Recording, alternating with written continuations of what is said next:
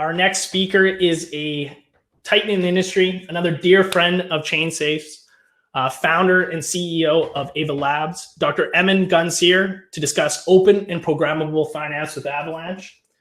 Emin, go ahead and share your camera and microphone. I just gave you broadcasting rights.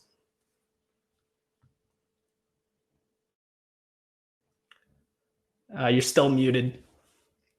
Hi, Dustin. Am I visible? Hey, how are you? Yeah, you're visible. How are you doing today? Very good. How are you?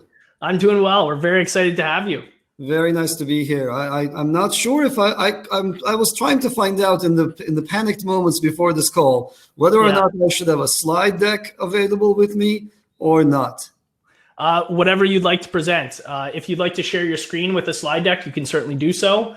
Otherwise, the floor is yours. I see. So this is the format here is that I do a presentation. So yes. Okay. So then let me pull up a slide deck and let's talk in general about Avalanche. Awesome. But please do give me a second because I wasn't expecting this. There was a small bit of an issue here. Not a problem. So I hope everybody is having a great day today, and I hope let's see. I hope everybody is safe, sound, and having a great time. I want to tell you about the coolest, biggest things happening in consensus protocols. So today was actually an interesting day when there was a formal analysis that came out that shows that the Ripple protocol is broken. And that's interesting when an academic comes in and formally models a system and then says, hey, even under the assumptions of this particular system, this given protocol does not hold itself together. So that's an interesting outcome. So I wanted to tell everybody about Avalanche, about what makes it different.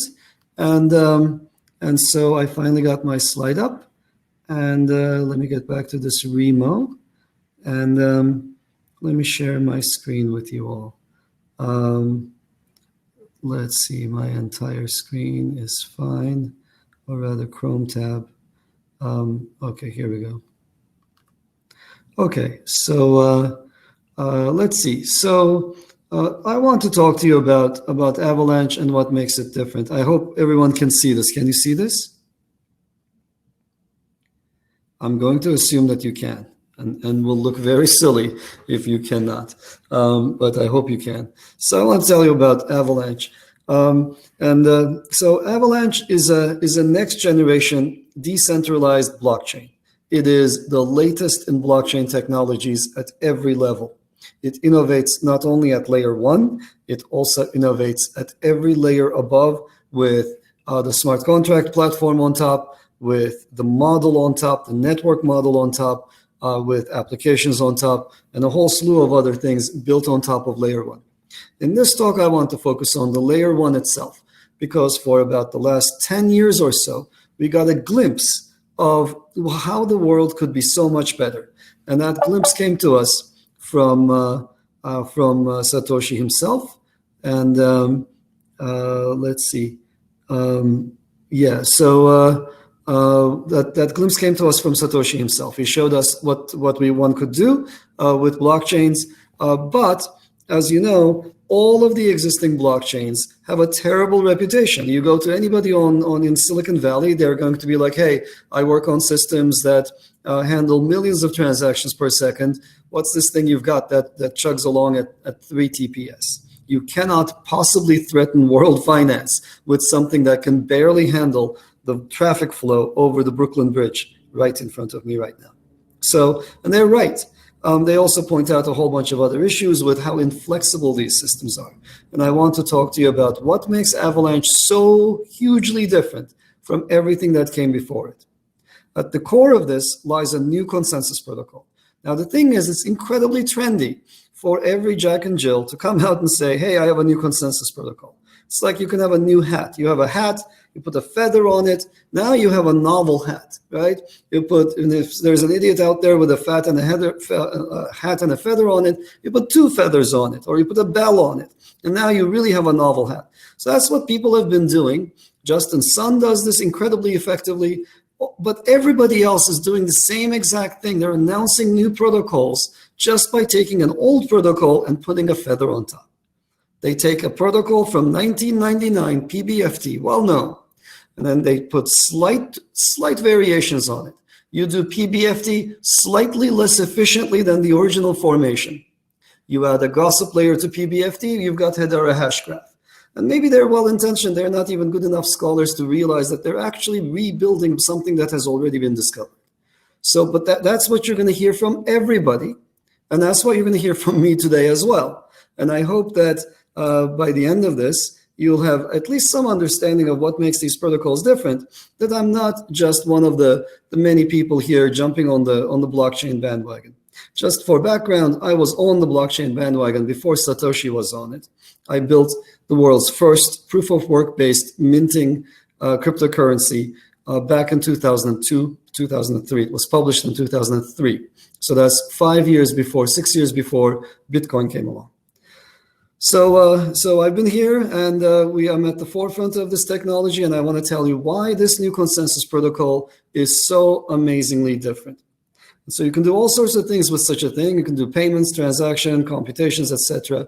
But let me tell you a little bit about how these systems actually work, what the other options are. My field, distributed systems, has only been around for about 45 years. This is not a very old field. Okay, so about 45 years, and there's been a constant stream of research in those 45 years. So in that time, very, very early on, people realized that consensus is absolutely essential. How did they realize this? Well, the beginnings of this field go back to DARPA, go back to the need for adequate missile defense. And so you're going to have your command control centers being taken out, and you're going to want to have a proper coordinated response. Either we all attack or we don't. But you definitely don't want to send, a partial number of missiles over to Russia, in case you want to do something. You either want to go all out or none at all. You want to make a decision, and that decision should be safe and live. That is, no matter what happens, the system must be able to take a decision. If a decision is taken, it's the same decision at every node. So this was a very, very early requirement, and consensus protocols have been worked on for many decades. Almost all of the work in that time, for 35 years, is in this one box that we call the classical family of protocols. This protocol family was explored by two people who are mentors and people I look up to, Leslie Lamport and Barbara Liskov.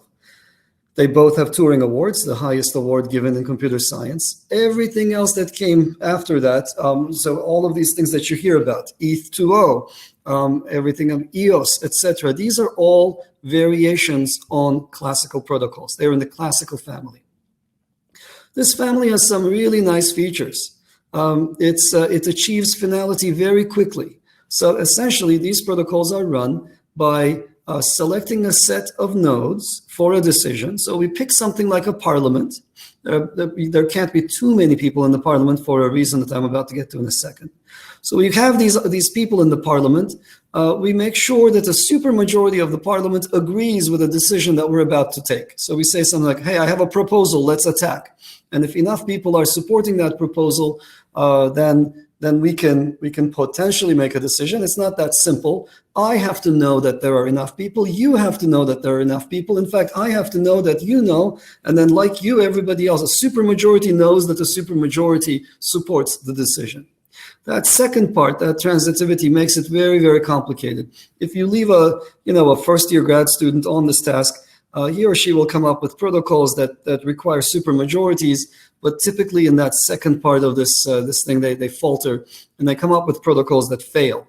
And we've seen this in blockchains as well. There are many failed protocols. In fact, as I mentioned this morning, there was yet another discovery that a very popular protocol is actually broken at its core. So all these protocols in the classical family require precise membership. If I have 100 people, I need to know that a supermajority is in support of my decision. How do I know I have a supermajority? Well, I have to know everybody in the system. How do I know everybody in the system? Well, I have to have a notion of membership. Who's in my parliament? Who's making these decisions? And not only do I need to know this, but you need to know this as well. And you can't trust me to tell you, because then I could lie to you. So you have to ascertain for yourself that there is enough support for this decision. So the communication complexity is very large. Typically, it's quadratic. So what that means is everybody has to message everybody else, or everybody has to have heard from everybody else in some shape or form. So people, so anyhow, so that's the bottom line of classical protocols is they don't scale well. The world's best classical protocol is a protocol called Hot Stuff. That was designed a few years ago when my student Ted Yin, I sent him to Silicon Valley. He spent a summer there. He is the first author on that protocol. And you know this protocol as the system, as the protocol behind Facebook's Libra, which just got renamed to Diem. So Ted worked on it for a summer, came back to me and said, hey, I built something cool. This is the best of its kind, but I want to build something even cooler. And we worked on Avalanche together. I'll get to Avalanche in a second. But I hope everybody sees how these protocols work. The communication looks kind of like this graph. So if you type classical BFT consensus into Wikipedia, you will see this graph. You're essentially seeing the communication pattern there. Every node is messaging every other node. That's what you see over there. And that, of course, creates n-squared complexity. Hot Stuff is designed to scale up to about 100 validators. So the idea is we're going to abolish the dollar, we're going to abolish the yuan, we're going to abolish the euro, and we will put in charge Mark Zuckerberg and 99 of his best friends. So that's a non-starter for me, and I don't know about you. But these protocols are not scalable. They don't go anywhere. So these systems have been used for permission systems. They're perfectly fine if you got like your 5 friends and you want to run a somewhat decentralized, tiny system. There were a couple of companies that tried to make a lot of money by coming up with permissioned blockchains using these protocols. Permissioned blockchains for different reasons I'm happy to go into. They didn't really go anywhere, aren't likely to go anywhere.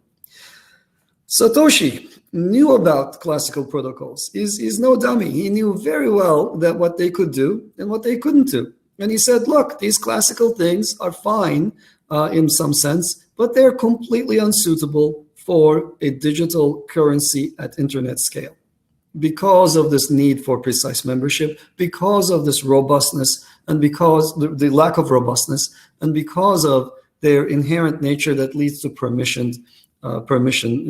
needing permission. So he came up with this system. You don't need to get a permission from anybody to join a proof of work chain and mine a coin. That's a brilliant, brilliant insight by Satoshi. And this is the second big breakthrough in distributed systems in 45 years. It took 35 years of classical. Then 10 years ago, Satoshi came by, almost 11 years ago today, I think, Satoshi came by and unveiled this. It's an amazing breakthrough, and it showed the world what one could do with an open system that's truly decentralized. The problem, of course, is this thing is high latency. A decision in Bitcoin takes an hour. You have to wait for it to be buried under many blocks. It's very low throughput. It's only 3 transactions per second.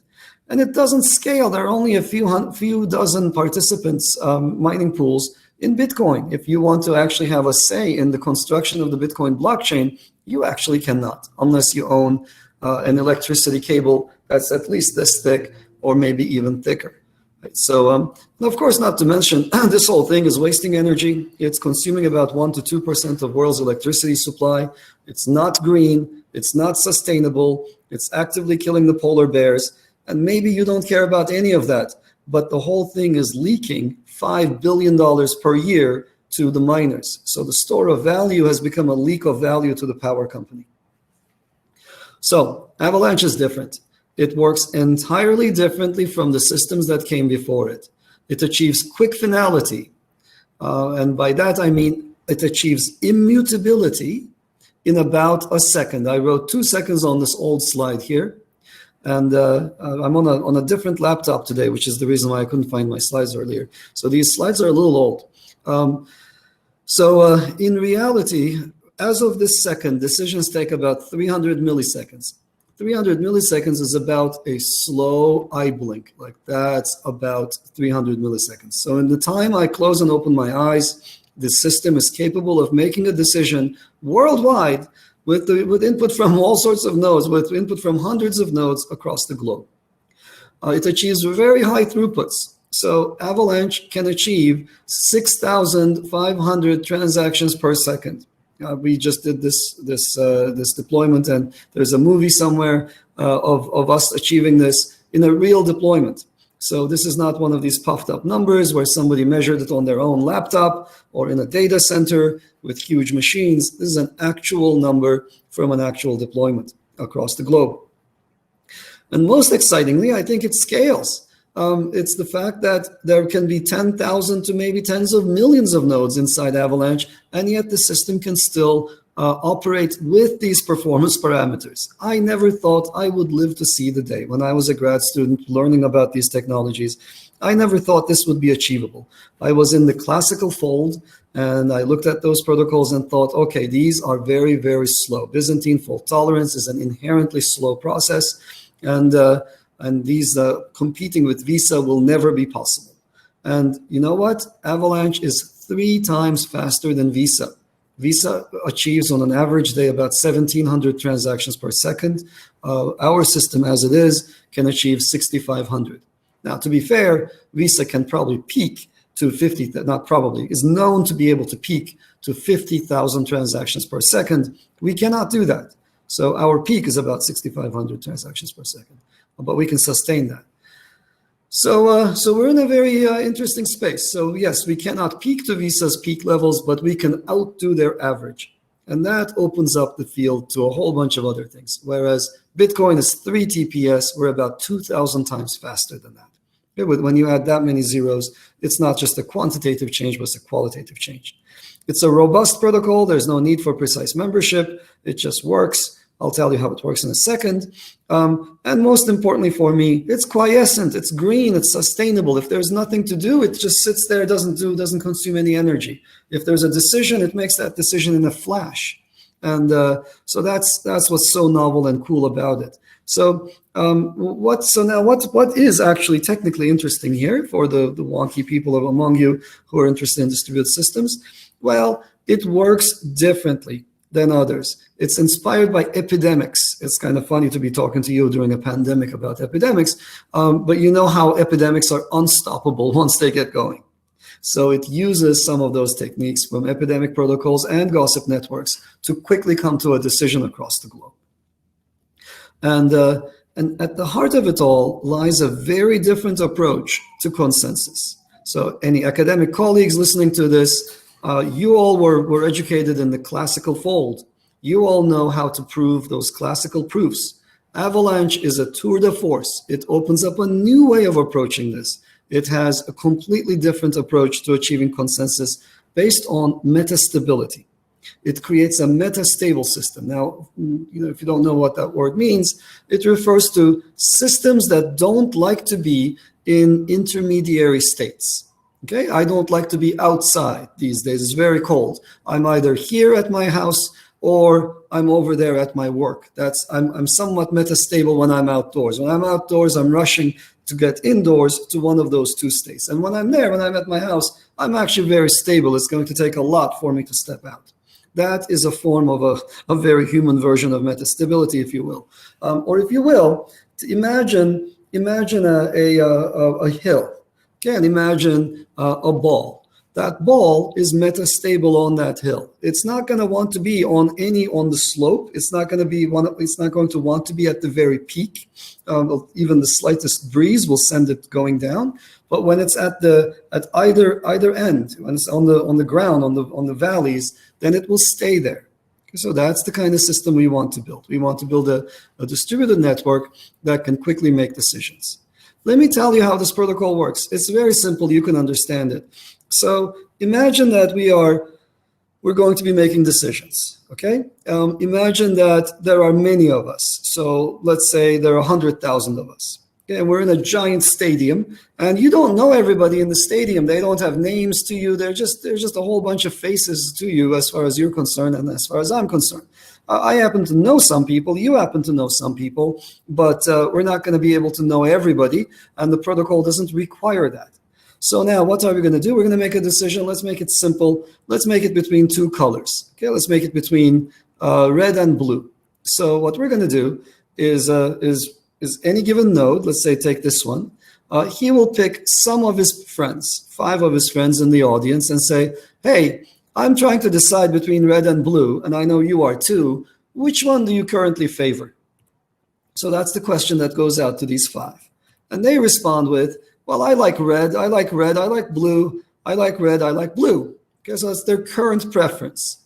And if that's the case, then what this guy will do is he's going to say, well, look, I sampled my audience, and my little sample indicates to me that the current decision is towards red. So he then turns red. Other people do the same thing. This guy also turns red, and everybody else is doing the same thing at the same time. Notice that something funny happened. This guy who was red, he's repeating the process. And he might turn blue, but then again, he might turn red back again because red is gaining momentum here. So now, if you imagine what could happen inside this network, the very worst thing that could happen is that the entire stadium is 50-50 split. And after one round of the subsampled voting process that I just outlined, you will see, or you can imagine, that it's incredibly unlikely that the network will be exactly 50-50 split. Just because of randomness, there will be more reds, or there'll be slightly more blues. You know, how much more? Let's say 51% more reds. And if that's the case, we're beginning to go down the hill, because on the next round, 51% red means we are 51% more likely to increase reds even further. And that in turn means we're most likely going to go from 51% to 52, to 54, to 57. And before you know it, you're going very quickly down the hill where, you know, if 99% of the network is red, you can easily prove to yourself that the next round, we're going to have 100% of the participants going red, or vice versa to blue. So that is at the core of this decision process. Nobody else is doing this. We were the first ones to note that this process is super fast, super efficient, and is the basis for a whole new class of consensus protocols. This is nothing short of a major breakthrough in science. It's the 3rd biggest thing that happened in my area of distributed systems when it comes to consensus protocols. So this process can tolerate a large fraction of Byzantine participants. What does that mean? These other protocols break down if 34% of the participants are evil, or if 51% of the participants are evil. In Avalanche, that is not the case. Avalanche can handle even attackers that are bigger than 51%. So we can't handle it with liveness. You can't be live, but you can maintain safety. The sanctity of account balances can be maintained even when the attacker is larger than 51%. It's an egalitarian ecosystem. You can join it and be just as big a miner, just as good a miner as anybody else. You could be the Jihan Wu of Avalanche tomorrow, and so can anyone else. My goal in life is to make sure that people can participate via cell phones, via applications that they run on their cell phones for true absolute decentralization. And the whole system works with maximal concurrency. It doesn't create just a single blockchain, but it creates a giant graph. Think of it as making many decisions in parallel, and that's partly the reason why we can make claims of the kind that I mentioned. Well, that's how we are able to beat Visa by 3-fold, because we're not trying to do one decision after another. We're making many decisions in parallel using this system, where a vote for one transaction is actually a vote for many series of transactions that led up to that transaction. And so that is part of the magic that goes into Avalanche. But that's not the only innovation. That's a major, major innovation, right? So if we think about this, the people who kind of came up with the classical framework, they have Turing awards. Satoshi doesn't have a Turing award. He has a million coins. approximately $20 billion right now, and Avalanche is the third biggest breakthrough. Everybody else will claim, all sorts of things about their new consensus protocols that are just recycled classical protocols that they picked up from from an ancient academic paper. This is genuinely new. But the novelty doesn't end there. There are many other things that we do differently. So one of the most exciting things is we're the only chain or only system that supports multiple virtual machines. Everybody else has this notion that they are going to have one coin, one virtual machine that defines how that coin behaves, and then one network. We are not like that. So how are we not like that? Well, first of all, we are a system whose goal is to digitize every asset. I am not here to say, hey, buy my AVAX coin. I don't care if you do or don't, okay? AVAX is here as a facilitator for other people to create valuable assets on top. I foresee a universe where we're going to have many, many, many different coins. Every single thing we own should be in blockchain form. Why? Because that is the form that has the highest reach today. And that is a censorship-free way of owning things in a digital format today. So, but you can't, so first of all, it's not just about one coin. I'm not here to shill my coin at all. I'm here to enable other people to create coins on top. Now, those coins in turn have to have a way of behaving that is defined by the virtual machine. And that's why we support multiple VMs. We support not only the AVA virtual machine that allows people to create basic coins, but also we support the Ethereum virtual machine. We support the entirety of Ethereum. We're the only system that, as far as I know, has a current working copy of the EVM. And, sorry to cut you off, Emin. We're just we're tight on time, so we're gonna have to move to the Q&A section if that's all right. Let me just wrap up then in that case. Absolutely, sounds good. We support multiple virtual machines, and we support multiple networks that come with them. And so that way you can have a GDPR compliant, EU compliant, or US compliant networks for different people. I'm going to skip all these performance numbers, and I'm going to end right there and take questions from the audience. Thank you. Awesome. Thank you so much, Emin. That's great.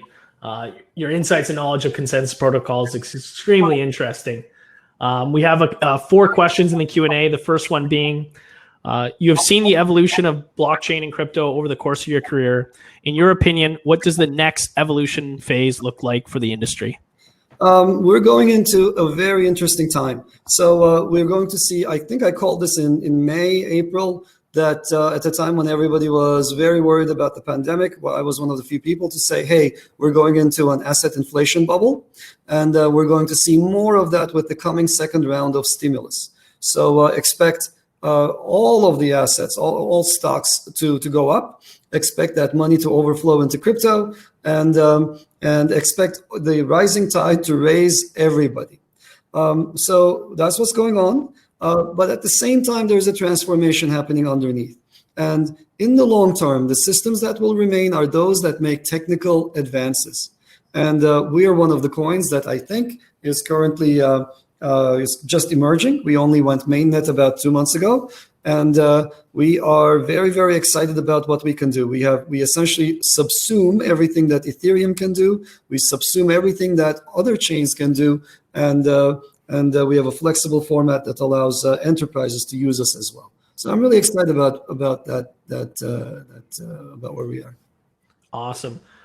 Next question: are these throughput numbers just value transfers? If so, how do they look with some sort of execution layer like the EVM on top as well? That's a very good question. So those are just value transfers. Those are actually realistic. They're not. So there are people in this business who essentially make 1-bit decisions or tiny 1-byte decisions.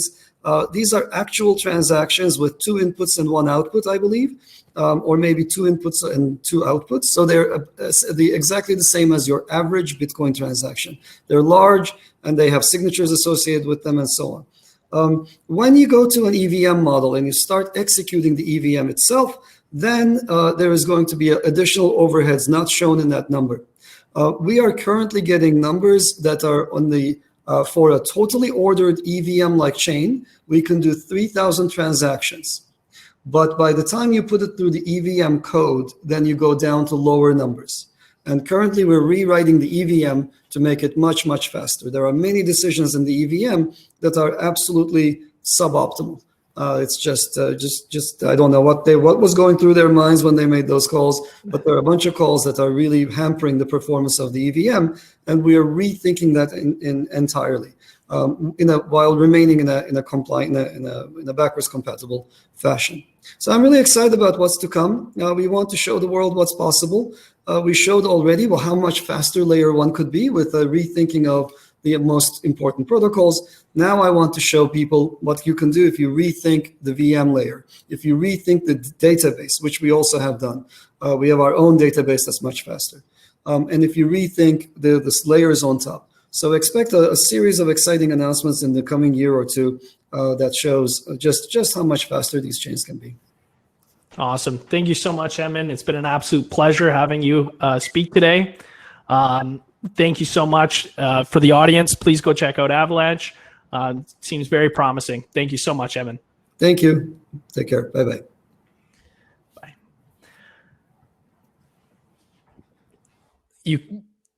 Our next speaker is another veteran to the industry. One of the most interesting individuals around. Yet again, another dear friend of ChainSafe's, CEO and founder of Informal Systems and Cosmos, Ethan Buckman. Ethan, go ahead and turn on your cam and mic and join me on the main stage. Woo! Thanks for having me. Hey, Ethan, how you doing today? I'm great. How you doing? I'm doing well. The stage is yours. All right. I got to share screen here. Very good. Can you see it?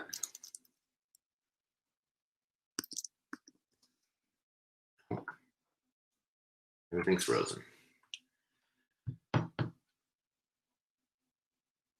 Uh-oh.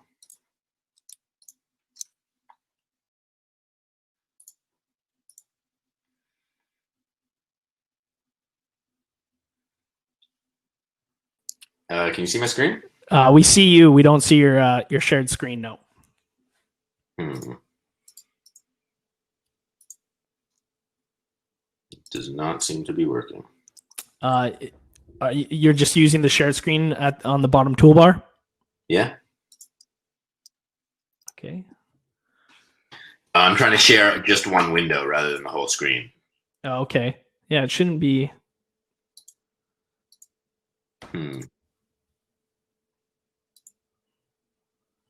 Is it just loading or? No, it just returns. Okay, let's try something else. Sorry, guys. There's always technical difficulties at the virtual conferences. What browser are you? Oh, there we go. Oh, perfect. Did that work? We have a window. You can see? We can't see anything just yet. It's just a dark window. What browser are you using? I'm in Chrome. You're in Chrome? Okay. It's telling me it's sharing.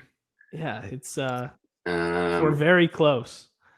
We seem like we're making progress. Sharing this tab. Okay, let's try again. Sorry, friends. Thanks for hanging in there.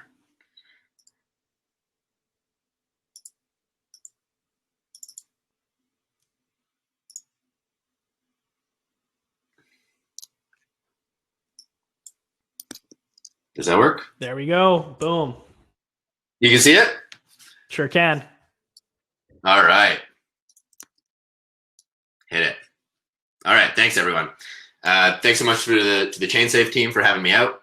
I am Ethan Buckman. I am the co-founder of the Cosmos project. I'm CEO of Informal Systems. Informal is building interchain infrastructure to support localism. I know that I think I'm on the schedule talking about the future of Cosmos, but Aiden told me I could talk about whatever I want. And these days I'm a little bit obsessed with banking. And I've been like trying to total amateur economist and banking historian, but I've been reading a lot recently. And so have kind of put together a little bit of a history of banking and central banking, partially because I want to understand it better, but also because it's very closely related to why I'm in this space. So about a week ago or so, I published a tweet thread that sort of summarized why I'm here and what I think we're doing. And the context is basically that, as far as I understand, the international financial system at all levels is structurally unsound and unsustainable. And this seems to be primarily the result of how we approach money and banking. The highly centralized bank debt nature of money, the way money is so inequitably issued and distributed, and this huge gap between the real world and the financial world. And in my understanding, soundness and sustainability are actually strongly associated with localism, with greater self-sufficiency in communities, with smaller radius supply chains, with more democratic decision-making and ownership, a lot of things that we tend to regard as decentralization, but maybe more concretely, it's about localism and sovereignty. And there's always been more localist alternatives out there to finance. There's mutual credit systems and credit unions and time banks and lending circles and so on. But I think traditionally they've struggled to scale. And scaling a financial system is a matter of scaling trust across communities, right? And money emerges as this kind of vehicle for and reflection of the process of scaling trust across communities. And I think as far as I can tell today, blockchains and cryptocurrencies provide the most credible foundation yet for attacking this problem of formulating and scaling new money systems, which is why I've been so drawn to them. But ultimately, that is to say that, money is the killer app. And, despite what everyone's going to tell you about all the great things blockchains can do, which I will not deny, at the heart of it all, it seems like the most important opportunity ahead of us is to reformulate money and the financial system. And so I would posit that our goal with this technology really must be to evolve a more sound and sustainable international financial regime that bridges the gap from local to global money and back. And that this is really the crux of what I think about when I think about why we're building this infrastructure and what it's for. So, of course, that means Ethereum is a complete scam. No, I'm just kidding. Ethereum is materially transformative technology that has unleashed invaluable experimentation in political economics. And while a good chunk of the last 100 years was about how economics is this objective, independent science, devoid of politics and any other stuff, that's obviously false and has wreaked tremendous havoc on our world and on our ecology. And these experiments in political economics happening on Ethereum, I think, are sort of rekindling an understanding of the profound interconnection between political institutions and economic institutions that we really need to take heed of, as we move into the future to build a sustainable society. And so while today, a lot of the stuff on Ethereum quacks like a casino scam, the mechanisms being pioneered there of bonding curves and automated market makers and lending protocols and so on, I really think are going to revolutionize financial, economic, and political institutions. And not just by making them more transparent and accessible, but by really transforming the theory of finance as well. And so you have things like MakerDAO out there today, which is, as far as everyone can tell, is very clearly a central bank functioning on a decentralized ledger, which is kind of an amazing thing for this community to be sort of rediscovering central banking from first principles by putting out an interesting system and then figuring out how to govern it. Just like a central bank, there's a price target, right, which is the $1 die. Just like central banks have their inflation targets of 2% or whatever, there are mechanisms for manipulating things, changing the interest rates the maker holders vote on, and so on. And so there's a lot to learn from central banking about how a system like Maker should be governed. But while Maker is super interesting, and there's a lot of interesting parallels to draw on there, I don't think it materially changes much, right? It's still a global dollar-based system. Yes, it's decentralized. There's decentralized governance. That's all cool and good. But I think we need to go much further than that, than just making things slightly more transparent. And that was really a big part of the vision behind Cosmos, was to make the kind of transformative tech being pioneered on Ethereum more accessible through these values of interoperable sovereignty, of enabling a proliferation of blockchains that are owned and operated by independent communities that are sovereign in their own regard, and then still having those communities be interoperable with one another. And I really think this kind of localism is actually necessary both for technical and social scalability. And this idea of like a single global computer just isn't going to cut it. It doesn't fit what we actually need to be a sustainable society.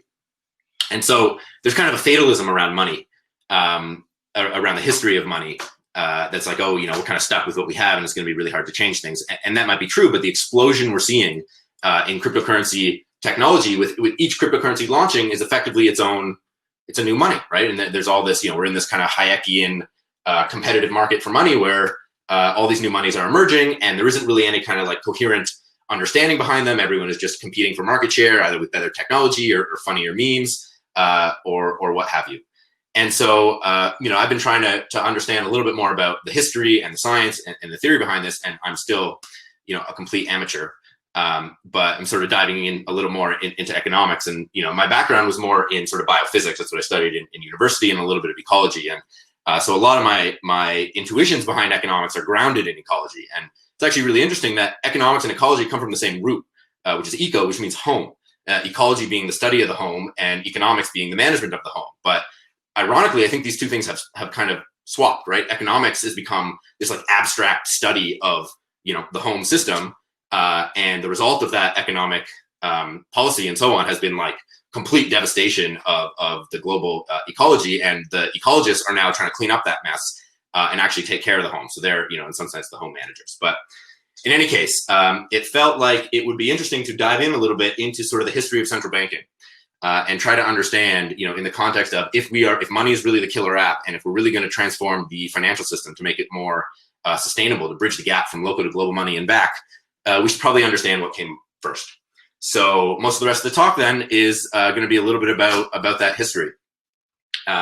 So where to begin? Well, a natural place to begin is the Bank of England. Not that it was the first bank or even the first central bank, but it really became the sort of model for central banking across the world. And of course, London was the center of international finance globally. And so the Bank of England held a kind of privileged position. So the Bank of England came to ultimately rest on Threadneedle Street and came to be known as the Old Lady of Threadneedle Street, epitomized in this cartoon from the 1800s, where the prime minister is raiding the old lady's pockets for gold. And the old lady is sitting there, kind of hands up in the air, sitting on her chest of gold, her reserve chest of gold, and she's wearing a gown made out of paper money. And this was a political cartoon in protest of the emergence of paper money in Britain, and this like constant tension between the government and the central bank, and the government needing to kind of raid the central bank to finance itself, essentially, right? So where did the Bank of England get its start? Well, as you might expect, it was to finance war. So in the late 1600s, England had been devastated by a war with the French, and they wanted to build up their own, world-class navy. And so they needed to raise money to do this, but their credit was very poor, and so no one wanted to give them money. And so they said, okay, we will set up a bank, and we'll call it the Bank of England, and we'll give it the right to issue notes and to be the government's banker, and then maybe you'll give us money. And that worked. And so this new Bank of England, it wasn't really a central bank yet in the sort of common lender of last resort understanding, but it was able to raise money. And it evolved over history, and there's a long, interesting history. But it was really in the 1800s that this notion of the lender of last resort came together and was kind of formalized, in particular by a journalist and businessman in England named Walter Bagehot. And the idea of the lender of last resort, at least as he formalized it, which was kind of, somewhat hard to disagree with, and is kind of a responsible articulation of what a central bank should do, is the idea that they should lend freely at high interest rates to solvent firms with good collateral, right? And that sounds like a pretty good way to backstop a banking crisis, where there's a crisis of liquidity and banks need cash, and the central bank steps in and says, look, we'll give anyone who needs it. We're going to charge you a very high interest rate. We're only going to help you out if you are actually solvent, like you're not a bad business, you're just illiquid for whatever reason, and you have good collateral. And that was sort of the dominant paradigm, at least in the 1800s. And of course, we've come a long way from them with Federal Reserve and central banks today lending freely at very low interest rates or even negative interest rates to completely insolvent firms with terrible collateral. So that's unfortunate. But anyways, there's a very rich history of central banking in Europe, and if you look at sort of the German central bank and the French central bank and the English central bank, they really came to dominate kind of European finances and history for a few hundred years. But maybe more interesting is what happens when you cross the Atlantic. So the U.S. has a fascinating checkered history with central banking. It had central banks and then lost them multiple times before it got the Federal Reserve. And the sort of pioneer of central banking in the U.S. was Alexander Hamilton. And so I sort of consider the first phase of central banking the Hamilton phase. And then after, when they lost their central bank, I'll tell you why in a minute, we entered into this sort of wildcat banking phase. And because I'm a sucker for good slide titles, I sort of combine those two phases into the Hamilton Wildcats, which, if you're from Ontario, you may know is the name of a football team here. So they have absolutely nothing to do with banking unless there are some shady anecdotes I don't know anything about. But the first two phases of American banking are something like the Hamilton phase and the Wildcat phase. Anyway, where did it all start? Well, not unsurprisingly, the U.S. needed to, well, the pre-U.S., the Continental Congress or whatever, needed to finance its war of independence. And so they printed money. What else is new? And they printed a lot of these things. These are called Continental Currencies, and they won the war, but there was heavy inflation, and the Continental Currency lost 99% of its value. And so in the early US, they had to set up, they set up their government, and in their constitution, they were like, no, the government cannot print money. That's bad. Okay. So that was off to a good start. But Alexander Hamilton, who was the first first secretary of the Treasury, was really eager to set up a central bank and to have predominantly to clean up the mess of war debt from the Revolutionary War. And so they did that. But interestingly, the first central bank, because there was a lot of opposition to it, Americans were very suspicious of central banking at the time, and for good reason.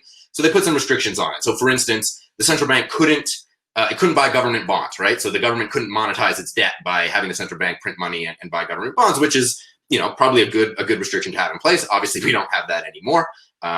They also put another restriction in place, which was that the bank would only have a 20-year charter. So the first central bank of the US was only going to last 20 years, and then Congress would have to reapprove it. 20 years came and went. Congress decided not to reapprove the bank. And then the bank had the War of 1812. They racked up a lot more, the US had the War of 1812, racked up a lot more debt. And within a few years, they had the second central bank of the United States, again, modeled after the first, again, with a 20-year charter. 20 years later, Congress would not renew it. The second central bank lost its charter in the so-called bank wars under President Andrew Jackson. And so the US finds itself again without a central bank. And of course, we're talking 150, almost 200 years ago now. You have the same sort of arguments being made in favor and against central banks as you do now. You have the supporters saying, oh, it'll stabilize the economy, it'll smooth out the prices, we need to extend credit, we need a standard currency, we need to manage inflation, all this kind of stuff. And the people against it are like, no, the central bankers are corrupt, and it just favors merchants and Wall Street and speculators at the expense of the farmers and the artisans and the backbone of the country. And so that was the end of central banking in the US for a time. And for the next 20 years, we had basically the period known as wildcat banking. Because now the banks, there was no sort of federal oversight. It was just based on state law, state jurisdiction. A lot of the state chartered banks were backed by state bonds, and a lot of those state bonds were junk. And so a lot of those banks failed. There's a period of so-called free banking where it became very easy for banks to set up, free as in beer this time, because it was very easy for them to set up banks with sort of no oversight, and a lot of those banks failed. And so this whole period came to be known as sort of wildcat banking because there was no coherence, there was very little trust. All these different banks were issuing notes that were heavily discounted when you tried to cash them in somewhere else because the banks didn't trust each other. So even though they were all called dollars, they weren't traded at par, and so it was a big mess. Of course, 20 years later, or by the end of this period, you get into the 1600s, and the U.S. finds itself needing to finance another war. This time, the Civil War. The Union government needs to finance the Civil War. And so what do? They find a loophole that enables the U.S. government to print money. Finally, they managed to do it. They print this currency. They call it the greenback because the back of it had green ink, which they actually got from Canada, as far as I understand. And so they managed to print themselves, a few $100 million worth of these greenbacks. And I believe I have found here the original money printer go brr meme, printed in 1864, a political cartoon where you have this greenback mill and you have this bureaucrat just churning out greenbacks in the 1800s. And you got a bunch of politicians sitting around the table saying things like, give me more greenbacks. And, this reminds me of a most capital joke. And this is like 150 years ago, right? And the title of this cartoon, Running the Machine, comes from a letter that was written by the Secretary of War after they had lost, I kid you not, the Battle of Bull Run. So the Union had just lost the Battle of Bull Run, and the Secretary of War is like commiserating about how the government is just like running their machine and cranking out greenbacks, and they still can't even win battles against the Bull Run. So it's amazing how history rhymes. Anyway, getting back into it. So the U.S. decided they needed to nationalize the banking system. They wanted a single national currency and a national bank charter, and they needed to facilitate more raising money for the war. And so they introduced the National Bank Act, which basically took some of the power away from the states and created a nationalized bank charter system so that now you could register national banks. And they introduced a rule that said for those banks to issue notes, they had to be backed by government bonds, right? So long gone were the days where the banks couldn't hold government bonds. Now they were required to, and this helped the government raise a ton of money to fight the Civil War, which of course they would ultimately win.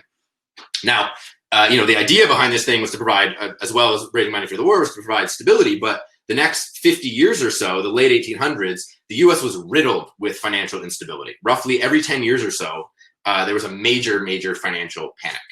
And if you try to understand this, a lot of people look at this and are like, well, therefore we need a central bank. We don't have a lender of last resort. Even though we have this national banking system, there's still no central bank that can step in during these liquidity crises and provide funding. And this Walter Bagehot guy is a smart guy. We should do what the Bank of England is doing and lend money freely at high interest rates to solvent firms with good collateral. But in the meantime, if you look at it a little more closely, you see that there are a couple things going on. One was this requirement to hold government bonds actually severely hampered the bank's abilities to issue credit, especially as the government tried to start paying back those bonds, right? The value of the bonds would be volatile, they would go up, it would be harder for banks to acquire them as collateral to print more notes. So that sort of exacerbated these credit crunches. There's also this problem where the US banks were not allowed to branch. So every bank, of course there were thousands of them, every one was only a single entity. They weren't allowed to branch, which meant they weren't able to diversify their assets and liabilities, and it was much more difficult for them to coordinate, especially in times of crisis, and they couldn't really spread out, so it was harder for them to move money. And so a lot of people now that proponents of the so-called free banking movement point to this lack of branch banking as pretty much the fundamental reason why there was so much instability in the US banking system. And it wasn't that they needed a central bank, it was that banks just needed to be able to branch. And part of the problem was that because of this lack of branching and because of the reserve requirements, you'd have small banks would keep a lot of their reserves with bigger banks up the chain. So the rural banks would keep reserves in the city banks, and the city banks would keep reserves with the New York banks, and then the New York banks would lend out money to the stockbrokers to speculate, right? Like exactly as you'd expect. And then seasonally, around the harvest season, you would have this increasing demand for cash from the farmers because they need to pay workers, they need to upgrade equipment, whatever it might be. And you would get this rippling effect through the banking system where these farmers calling for cash would cause the rural banks to call in their deposits. Eventually, it would call in the loans to the stockbrokers, and everything would blow up. And this would happen, every fall, and sometimes led to massive panics. But interestingly, these sorts of crises were actually a U.S. specific thing. Other countries that didn't have central banks they would experience the same kind of seasonal, cyclic demand for the currency that would spike in the harvest time and then drop down, but they didn't have the panics resulting from it. And so people look at countries like Canada and countries like Scotland, which during this time had a much more free sort of banking system without these weird regulations against branching, and they didn't have central banks, and they didn't have the regulations on holding government securities, and they were much more stable. And people point to that period as saying, look, it's possible to have a competitive banking system without a central bank that is quite stable and is very elastic to changing demand in the money supply. And so in this graph, it's hard to believe this graph is real, but the dark black is the Canadian money supply, and the light line is the American money supply. And you can see the Canadian money supply perfectly responding to changes in demand annually during the harvest time, right? And then there's this slow, steady uptick over time, which reflects the growth in the overall economy. But the U.S. band basically doesn't track that at all, and it's just totally out of whack. It's completely unresponsive, unelastic to these cycles of demand for the currency. And so it really makes you think, like, what is money is a commodity, it has supply and demand. You need a system that is able to respond at sort of a fine-grained level. And the lack of branch banking, as much as branch banking was thought of as like an evil in the U.S. that all the New York banks would invade, banning it actually had the opposite effect of sort of pyramiding all the reserves in the New York banks and making them much more powerful and much more profitable than there would have been if there were this sort of branch banking. So these panics were happening in the U.S. You had them all the time. And then in 1907, you had the panic of all panics, the panic of 1907, and this really pushed people to be like, okay, we need to do something about this, right? And so the Congress, they created a commission to investigate what's going on. The commission was led by this Senator Aldrich, who was basically, in Wall Street's pocket. He was like the father-in-law of J.D. Rockefeller Jr. And he put together a motley crew of bankers, and they escaped to a private island, Jekyll Island, and met in secret and hatched this plan, which would eventually it was known as the Aldrich Plan at the time, but it would come to lay the foundation for the Federal Reserve. And even though the plan itself was rejected, it had the effect of changing the conversation from should there be a central bank to what kind of central bank should there be. And more or less, even though the initial plan got rejected, the thing that got put in place was basically very similar to the initial plan, and it's the Federal Reserve we know and love, or love to hate today, which is this sort of quasi-decentralized Federal Reserve banking system in the US, where you have 12 different Federal Reserve banks, and they're all sort of governed by this government-appointed board of directors or whatever. But in reality, all this really did, even though it was supposed to introduce more stability and so on, the most important thing it did was further entrench the interests of the New York bankers. And of course, when people think or say Federal Reserve, they tend to refer to the New York Federal Reserve, the Federal Reserve Bank of New York, which has become sort of all powerful in the world. So this was kind of unfortunate, but that happened shortly after the Fed was created in 1913. World War I broke out, and all the European countries went into massive debt, either with each other or to the US, and most of the world's gold actually flowed to the US during this time. And then most of the next 20 years are just really about dealing with the mess caused by World War I. It was such a silly war and created so much havoc in the financial system that really the next 20 years were about figuring out how to clean up the war debt, how to deal with the reparations from Germany, which kept defaulting because France was trying to exact an arm and a leg. It was bad news and led pretty directly into the Depression. Something very interesting happened in the Depression, which I call the script, the prescription for depression. So script is a word for local currencies that started emerging, and sort of started trying to bring this back home now because I need to wrap up. So in this huge collapse of the money supply in the Great Depression and this contraction of credit, a number of cities and businesses would start issuing their own currency. And they would call this script. That was sort of the word. And they would use this currency because even though the sort of national system had collapsed, there were still people that needed things. There were still businesses that provided things, and they needed a medium exchange to facilitate trade. And so these complementary currencies exploded across the world and really helped facilitate trade and get things started again. But almost everywhere they showed up, they were stamped out by governments and central banks as like a threat to their power and so on. There are two in particular that I wanted to call out because they're particularly interesting. One was in Virgil in Austria, a small town in Austria that introduced a demurrage-based currency.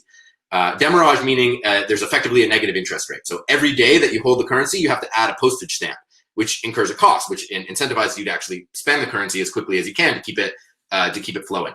And this thing was so successful, it came to be called the Miracle of Virgil because of how quickly they were able to rebound from the Depression using this demurrage-based currency. Of course, the Austrian central bank, stamped it out, and so it only lasted a year, and then the miracle was over.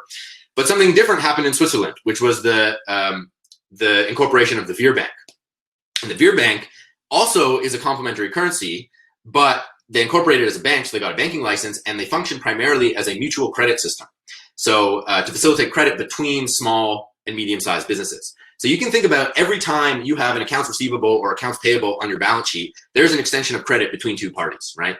And you can imagine that you can have a network of accounts receivable and accounts payable, and someone else's accounts receivable could translate into your accounts payable, even if you never had an interaction with them. And that's really what a credit union, what a mutual credit system can facilitate. Is a business signs up, is issued some credit in the Veer franc, which is pegged 1-to-1 to the Swiss franc, but not backed by it, just pegged to it. And the expectation is that that business will then be able to spend those francs into the system and will then accept them as payment for its own goods and services. And so the Veerbank is actually still around today. It has thousands of members. It's done billions of dollars in volume, and it's actually the most successful and longest standing complementary currency in the world. So it seems like even though it's sort of declined a little bit over the last couple decades, it seems like there's quite a bit to learn from that. So bringing it back home to blockchains, there is a project I am infatuated with right now. It's called Grassroots Economics, and they have launched something called community inclusion currencies, which I think take a lot of inspiration from things like the Veerbank, but pair the kind of mutual credit system model with these innovations that are coming out of the blockchain space, like bonding curves, right?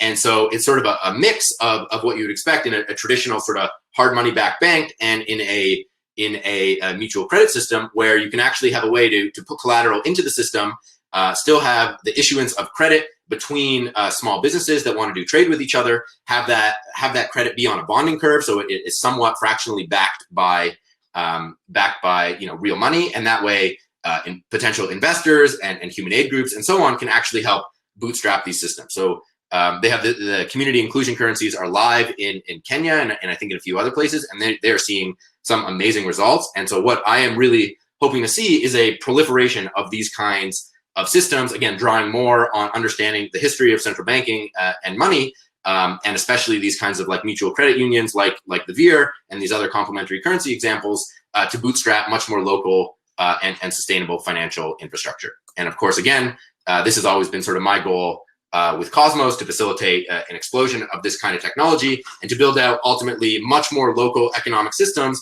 and something like a fractal hierarchy of community currencies all connected up to each other through mechanisms like bonding curves to give us a map from local to global monies and back for a more sustainable foundation for the global financial system. Thank you very much. Awesome. Thank you so much, Ethan. Great presentation. I'm much more informed on banking history, and I'm definitely happy I was not banking during the Wildcat period. Yeah, we have a couple questions for you. First Sure. one, what period of banking would you want to live through, and what benefit the most from decentralized finance? What period? I mean, I'm pretty excited about living through the current period. I didn't really get to talk much more about what's happening in the current period, but there's a new class of banks. They're not called banks. They're like Shopify and Wealthsimple. They're called fintech companies, but they're effectively banks exploiting regulatory arbitrage. Not to mention, MakerDAO and all the crypto banking institutions that are sort of popping up. So I think right now is the most exciting time of banking to live through. I hope that's not a cop out, but otherwise I would say late 1800s late 1800s in Canada, where the banking system was super stable and responsive. As far as DeFi, DeFi is cool, but it's also a sham, right? Don't be misled. Like a lot of the DeFi stuff that is out there and being talked about is really about replicating existing financial system products in a slightly more decentralized, transparent way. And not to disparage decentralization or transparency, those are all good, but we need to really get to the core of the problem here. And if you're just building, speculative financial vehicles on Ethereum, as important as that's going to be for the experiments and for understanding what kind of mechanisms we need, it's not really helping real people, right? And this is why I got so excited about that grassroots project, because even though they are built out on the POA sidechain, so it's Ethereum based, but they are working with real people, with real businesses, and using these mechanisms of bonding curves and so on to actually facilitate trade there, and to help them sort of take control of their local economic situation. Awesome. The next question seems a bit of a joke, but it has 7 votes, so I have to ask: do you think we would see a return of Tanaki if Cosmos Governance funded his sophomore album? Yeah, I think so. I think someone should put up a proposal for Tanuki's. I don't know, his debut album never got produced, so maybe we should start with the first album. There's probably a few more tracks that need to be written. I would love to take some governance inspired or decided recommendations for which tracks to add. So you can check out github.com/ebuckman/Tanuki for the initial set of candidates for the debut album. And yeah, I would love to take more recommendations and get that thing funded. Awesome. Last question. I know informal systems uses a lot of TLA plus to verify distributed systems. Do you think there's a place for formal verification of economic systems, perhaps using dependently typed theorem provers?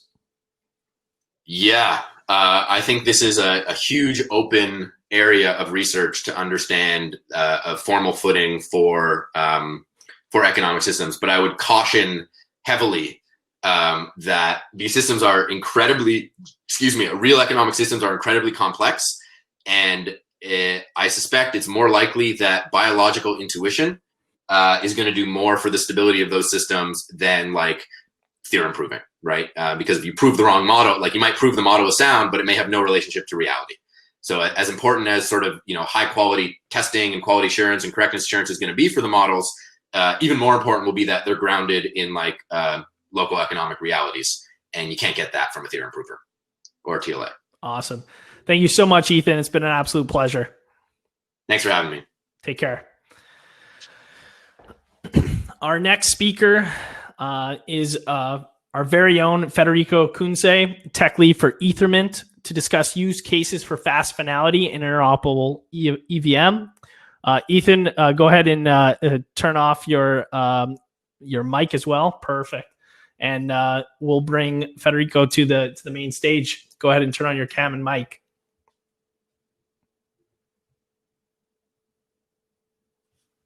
Hey everyone. Hey, how you doing today? Good. Thank you very much for having me. Oh, absolutely. The stage is yours. Enjoy.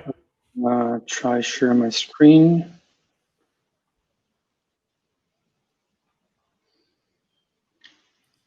Okay. Can you?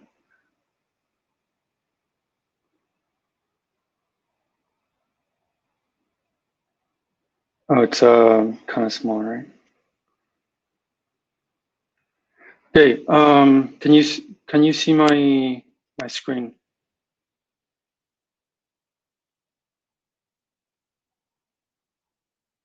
Yeah. Etherment. So I'm gonna talk today about Etherment and use cases for fast finality and interoperable EVM. So what is Etherment in particular? Etherment is a scalable and high throughput proof of stake blockchain that is fully compatible and interoperable with Ethereum. Now I'm going to go through each of these statements from this phrase here. So what means that Etherment is horizontally scalable? Etherment leverages IVC and bridges through unpegged zones to be able to connect with multiple blockchains. It also has a high throughput in the sense that it uses Tendermint as a consensus engine, so it enables high transaction per second and also a high vertical scalability. It also has fast finality with little to no confirmation period. So instead of having a Nakamoto consensus as an Ethereum, you know for sure that your transaction will be finalized and included in a block as soon as the block is committed. Etherment is also compatible with the EVM and existing Web3 tooling, so that developers can build and deploy their same smart contracts as they currently do on Ethereum without having to redeploy everything. And one of the last important features of Etherment is that it has zero or near zero gas prices. On Cosmos, the gas itself is set per validator, the minimum gas prices. So you can effectively send near zero gas transactions within Etherment. Let's talk about the architecture of Etherment now. Etherment is built using the Cosmos SDK framework for building application-specific blockchains. The SDK uses modules to kind of like out of the box create all the business functionality and business logic that each application-specific blockchain requires. So in this particular case, we build Etherment with EVM compatibility as an SDK module so that other projects can also import it. It uses Tendermint core consensus engine through AVCI, which is the application blockchain interface that connects directly with the Cosmos SDK and to the EVM module that we have.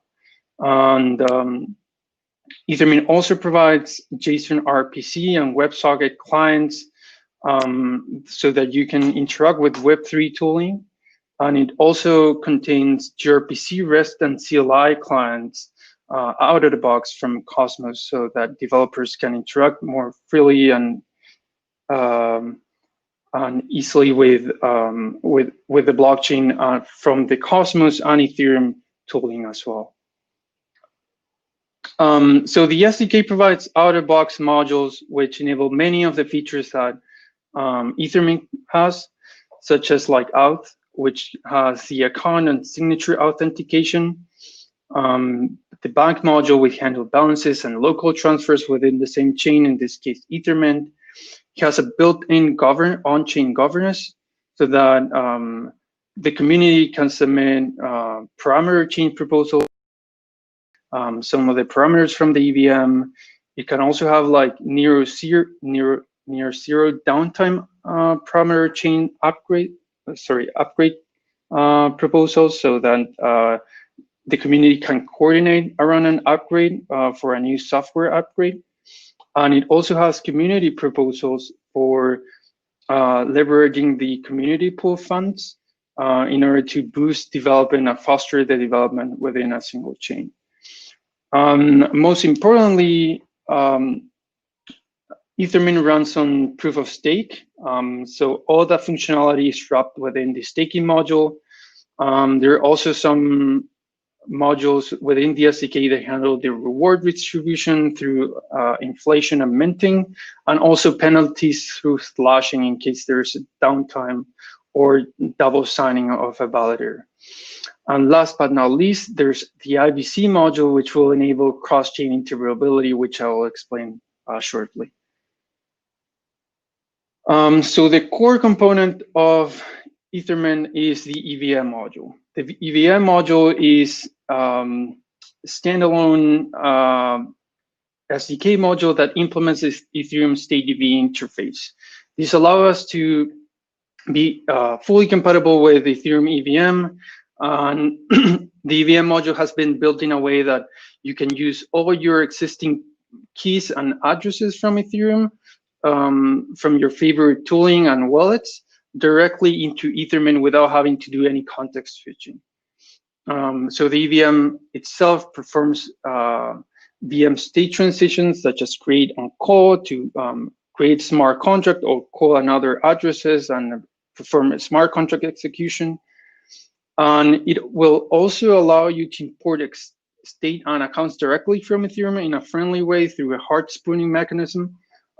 This will basically take a snapshot of an Ethereum state, filter it if you want, and import it directly into the EVM state, EVM module state. And for upgrades, you can also have near instant chain upgrades by exporting the state directly and submitting an upgrade parameter upgrade proposal.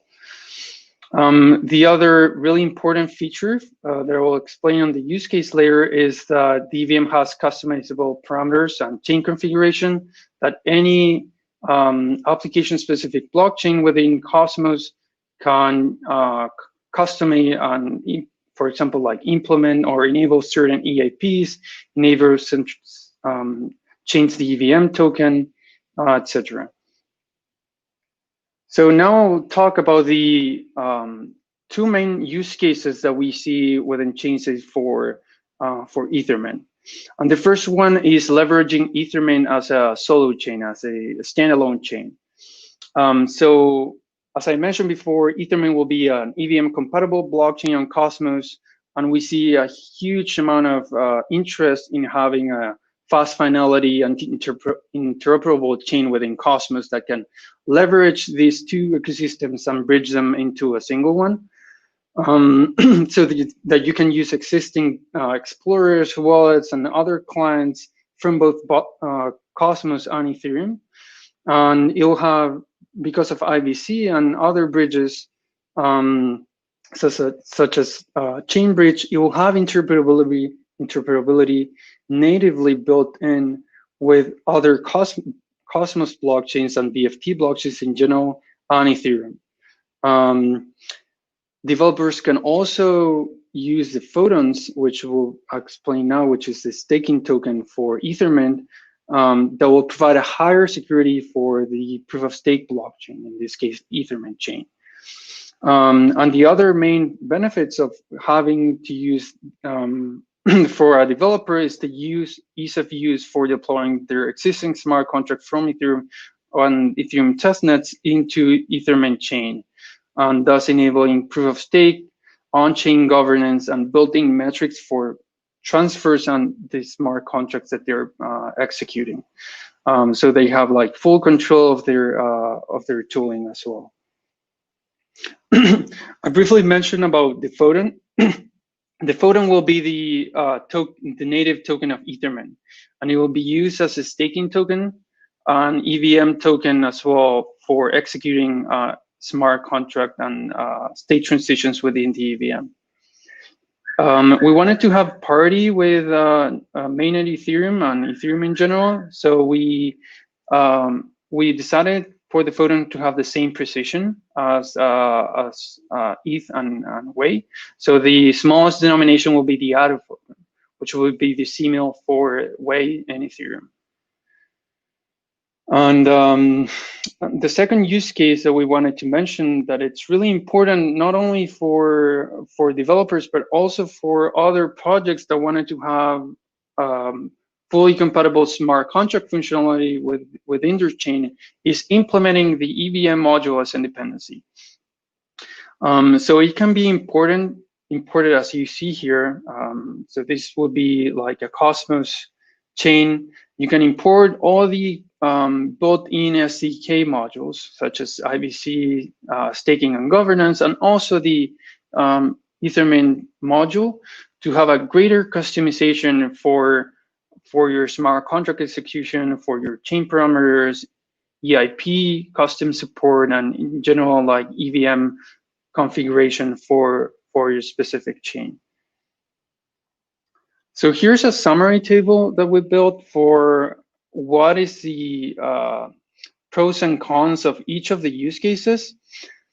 So in terms of maintenance, the Etherment chain, from a developer's perspective that already is familiar with smart contracts in Solidity in Ethereum, deploying their existing smart contract on Etherment will have little to none maintenance. Whereas deploying those same contracts on another application-specific blockchain, it'll be up to that blockchain to maintain that chain, maintain the infrastructure, or partner with the infrastructure providers in the ecosystem to kind of like deploy the Genesis and upgrade the software through upgrades, etc. But importing the EVM module as a dependency enables like a greater customizability of the EVM parameters and in general the chain parameters, whereas in the Etherment it will be all subject to governance and to the community. We want to have a really high security for the staking for the proof of stake chain of Etherment. So we'll want to leverage that for the token, the photon, to have a really high value. Because we see all these use cases that Etherment can bring by having this fast finality and interpretability EVM within Cosmos and Ethereum. And whereas in terms of security, it will be custom set by the application-specific blockchain that imports the EVM module.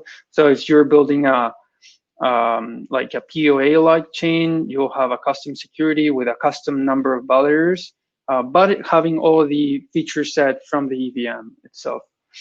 The other great advantage of deploying your smart contracts from Solidity directly into the Etherment chain will have built-in interoperability with other Cosmos chains through IBC and bridges, as I mentioned. Whereas interoperability features will be up to each of these application-specific blockchains to deploy. So I wanted to briefly mention two main use cases for enterprise and the Etherment chain. So enterprises, there are many enterprises, business logic and business use cases that require fast finality and high customization. So this is why in Ethereum, it's really relevant for enterprises to use a POA-like chain that offer greater customizability. Importing the EVM as a dependency for other existing projects that want to leverage this and have their existing smart contract built in, this is a great option to do this. And the greatest advantage is the customizability, as I mentioned, and the built-in governance mechanism that Cosmos provides. So you can, for example, enable like many use cases like payments, IoT devices, supply chain and supply chain financing, because of the fast finality of smart contracts and payments within the EVM that are supported. And the other use case is leveraging the Etherement chain as a side chain for Ethereum. We would see Etherment as a sort of like a DeFi hub to bridge Ethereum and Cosmos. We also foresee that there will be many DeFi projects to deploy their smart contracts directly into Ethereum, into Etherment, so that you can do cross-chain smart contract execution and cross-chain transfers between Etherment and Ethereum and Cosmos, and leveraging the zero or near zero gas prices as a side chain for Ethereum and other Cosmos chains as well. Finally, I wanted to briefly touch about the interoperability features of Etherment. This will be mainly be available through IBC, which is expected to be live on the Cosmos ecosystem later this year, early next one. And Etherment will be a major component of the interoperability within the Cosmos ecosystem. So there are two main ways to achieve this interoperability within native Ethereum, for example. And one is through a bridge directly through Ethereum. This could be through Chainbridge, which is a major project within ChainSafe, and also through other PEGSON projects within Cosmos, such as Peggy. And the other could be like using the Cosmos Hub or another proxy chain with IBC relayers and PEGSON relayers to kind of like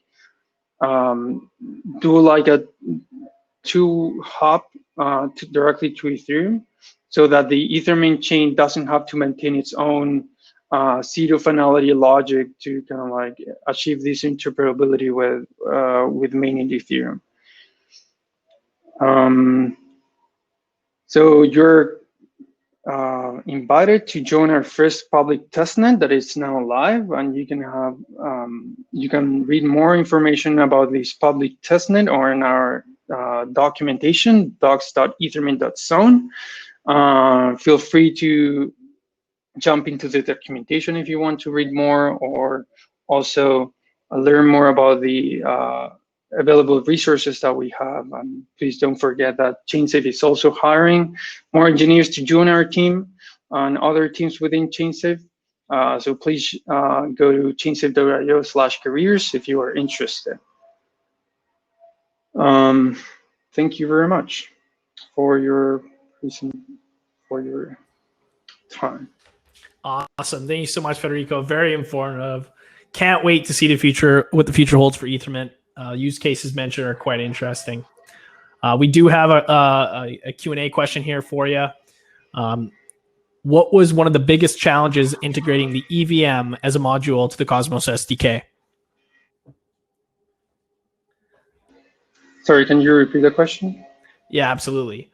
What was one of the biggest challenges integrating the EVM as a module to the Cosmos SDK?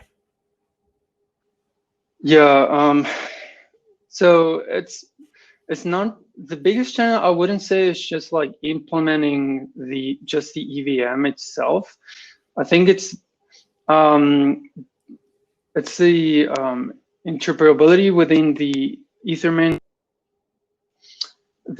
consensus engine from Tendermint Core and the Nakamoto consensus logic. So for example, just to give a concrete example, like JSON RPC from Ethereum expects you to have like pending transactions, for example, or pending queries to blocks that haven't yet been committed to the state. But because of Tendermint BFT, all the transactions are committed instantly.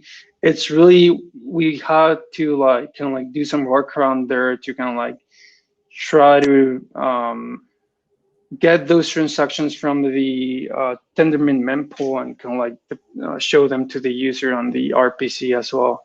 And also the second biggest challenge was to make it like fully customizable, so that other chains could also benefit from having the EVM module for these enterprises business cases that I mentioned as well. And achieving that was really like complex in terms of what decisions should we make in terms of what parameters do we want to be custom and which ones not. And we had to kind of like do a major refactor as well to kind of like give the flexibility for chains to use your custom token as well. Awesome. Thank you so much. Another question here. Does Etherment support Metamask? It does. So we have a guide for how to connect directly to MetaMask. That guide you can find it on our documentation, docs.etherment.zone, where you can find more as well to how to connect to Truffle and other popular Ethereum tooling as well. Awesome. Last question here. What zones are you most excited about connecting to Etherment through IBC? I think any chain that provides like DeFi is definitely interesting, so that you can kind of like have a DeFi workflows, for example, from Ethereum to Cosmos as well. And there are a lot of interesting business case and like business logic that are built by each of the chains. So I think like I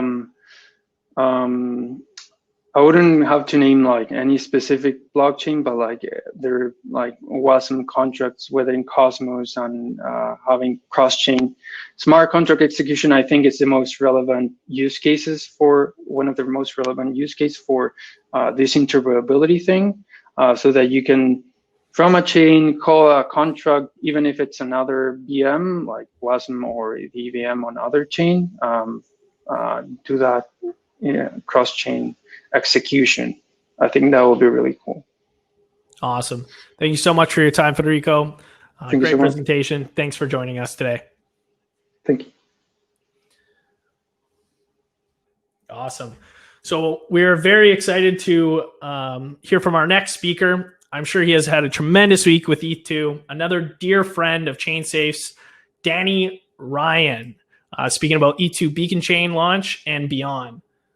Danny, why don't you go ahead and turn on your camera and mic and join me on the main stage?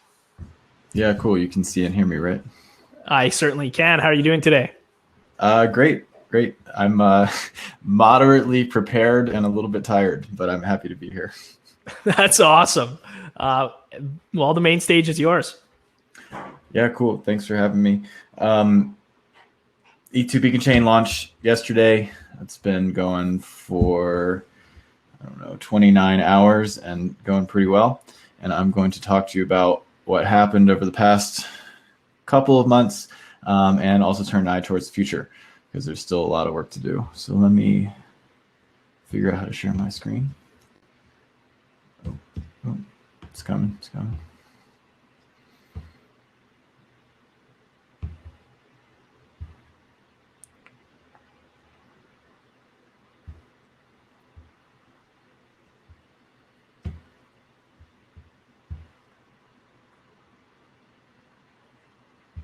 Allow. Can y'all see my screen? Is this working? Yes? No? Not yet. No. Dustin, can you see my screen? Not yet. No. Oh shit. Okay. Sorry about that. No worries. Allow.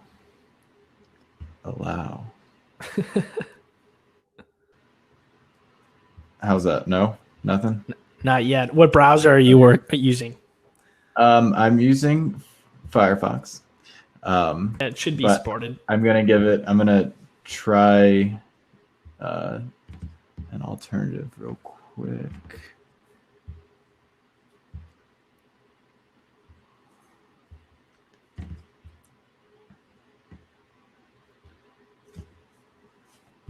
Okay, I'm going to try sharing my browser window instead of my full screen.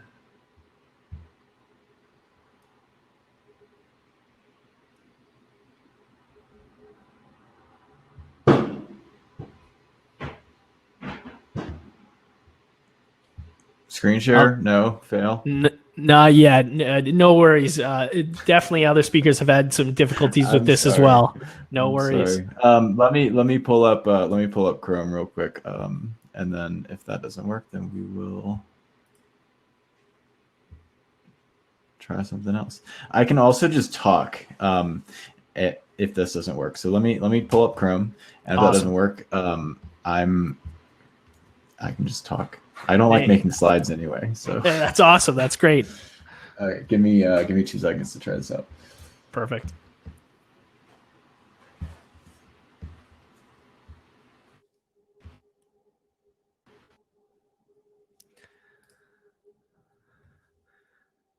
Danny will join us in 1 second as we experiencing some technical difficulties. Of course, virtual events are riddled with them. Anyone who's planning a virtual event in the future, definitely keep that in mind.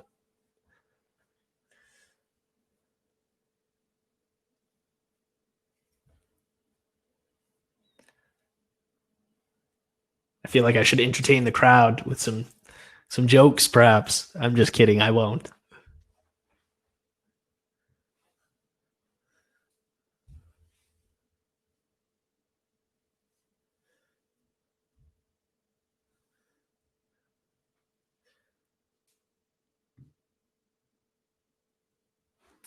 So Danny's just going to try with an alternative browser and come back to the stream here.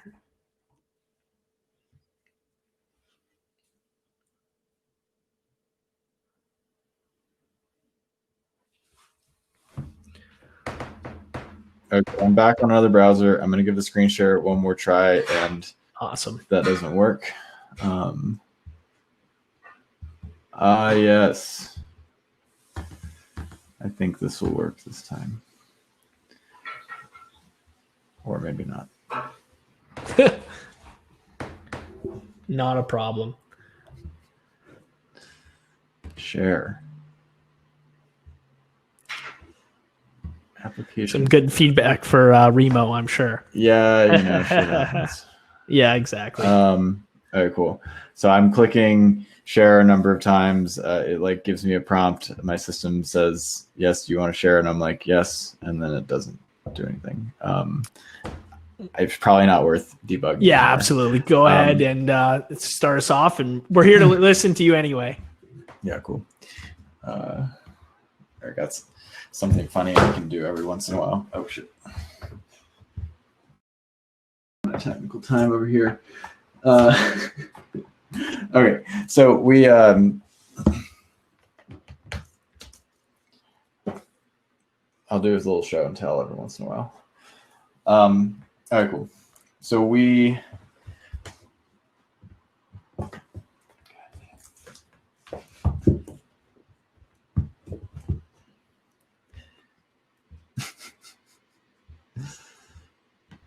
here we go. Yeah, thanks for having me. So in the past 24 hours, we did launch the ETH2 beacon chain.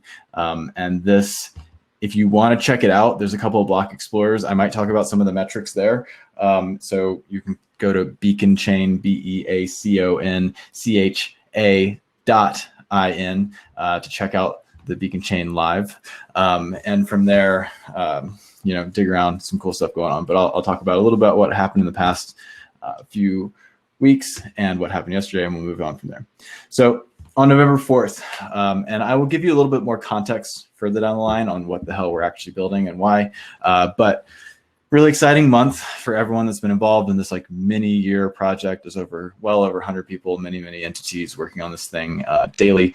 On November 4th, the version 1 specs and the deposit contract were released. This kind of set in stone what the initial parameters of this thing was going to be.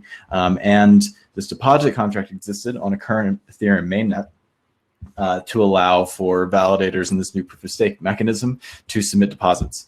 We had to get to a minimum threshold of about 16,000 validators of 32 ETH each. So that's about 500,000 ETH to kick it off. At which point we hit that on November 24th, and the Beacon chain launched a week later, December 1st, yesterday.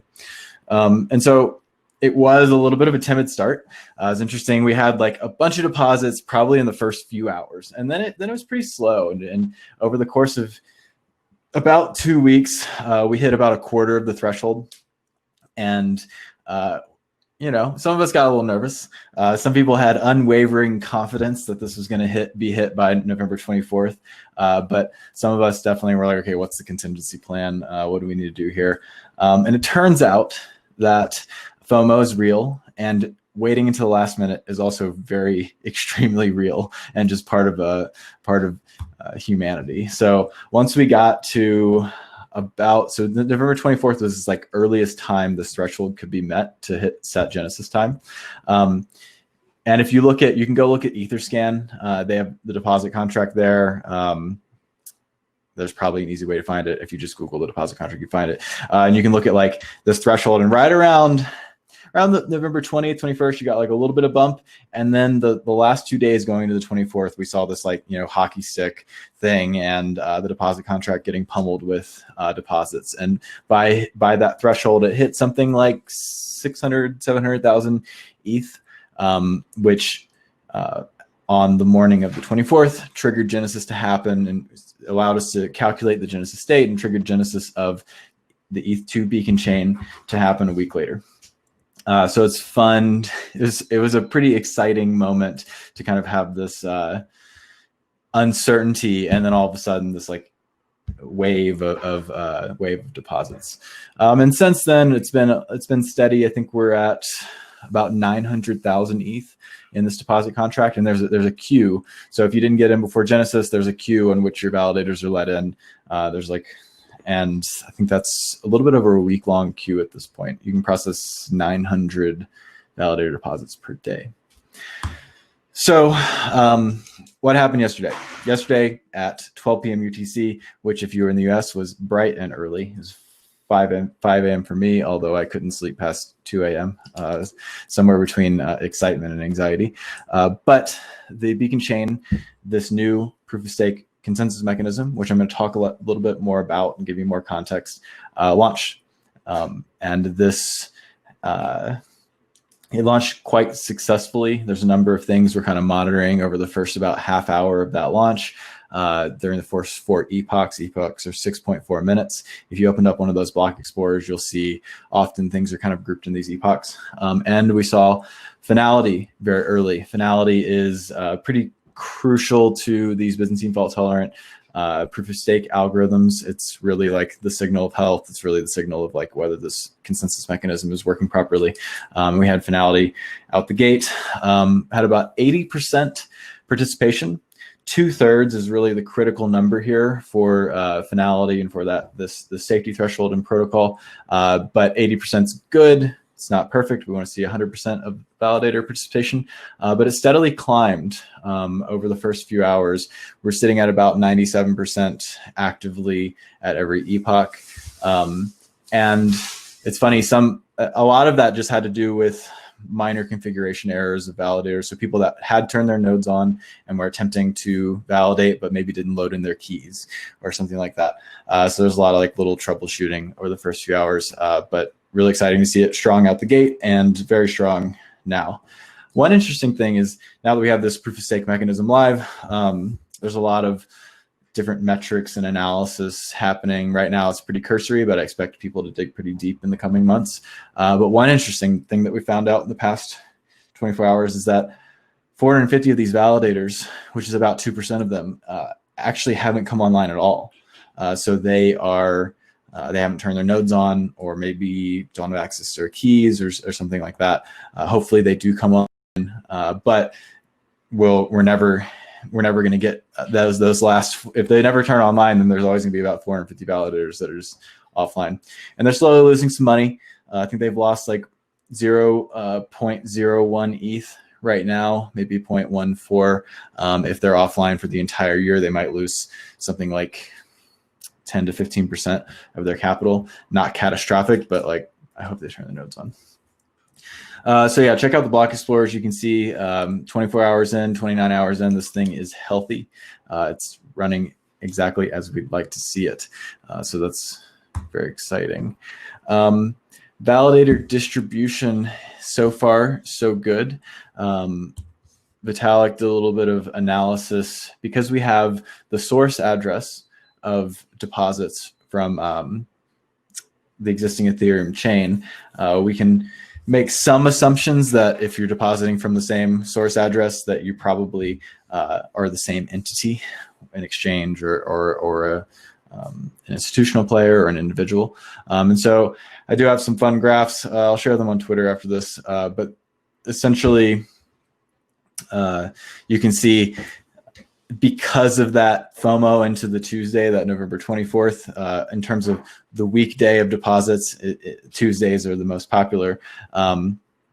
In terms of the number of entities that need to collude to reach 34%, which is kind of this like minimum to do some damage to the chain, it's 11 entities. The number needed to collude to reach 51%, the Nakamoto coefficient. This is 32 entities, and the number of need to collude to reach 67%, which you can do a lot more damage at that point, is 102 entities. So these numbers are good. These numbers, I think, are better than probably most proof of work chains, maybe all. But it'd be very fascinating to monitor these and other types of decentralization metrics over the coming year. Hopefully, they are good right now. Hopefully, they get better, not worse. And if they do, we'll try to figure out why. Then there's the Herfendal Score, which is about 0.013, which is a measure of the amount of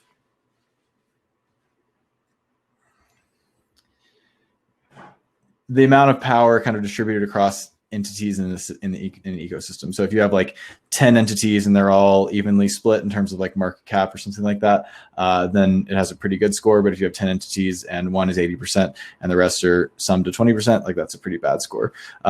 It's 0.013 currently on these initial distribution metrics, which actually like it doesn't map quite from like an industry.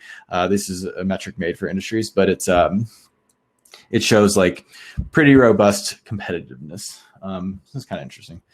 There's some more metrics, there's some more graphs. I'll share them later. It's probably not worth me going over them if you can't see them, but validator distributions, and we're excited to see how that changes over time. Something that's interesting about this launch, which is different than almost probably all other big launches these days, is that instead of just one production client implementing the protocol, we have 4. There are 4 live on this production-ready clients live with validators on them running on ETH2. So by 4 production clients, I mean like 4 independent, different language implementations of the protocol. I'll name them: Lighthouse, which is written in Rust by Sigma Prime; Nimbus, which is written in Nim, pretty nifty language, by status.im; Prism, which is written in Go by Prismatic Labs; and Teku, which is written in Java by Consensus. These are all live on the network today, and all have validators, and actually are all performing well. We've had no fewer than like 9 different implementations over the past couple of years. Lodestar is another one that's near production ready, but is also focusing a lot on like tooling and developer things. It's written in JavaScript by none other than ChainSafe. But it's really exciting to have these many different implementations of the protocol. It makes things more difficult, certainly. I can tell you firsthand that getting 4 clients into consensus with each other is a little bit more painstaking process than just one, because consensus with yourself and consensus with clones of yourself shit's all hard, but like you leave out some dimensions of the hardness of the problem when you just have one implementation of the protocol. And so it has made things more difficult, but I would argue for much benefit to the network. First and foremost is just redundancy, in the sense that for the end user and for the network itself, If I'm a user, I'm running a validator today, and I have performance issues or any sort of critical bug or something like that, I can swap. I have 3 other choices, production-ready choices, to swap to. It also allows for building redundant setups. It also, if you have good distribution metrics, allows for the system to have redundancy in the event of failure of one.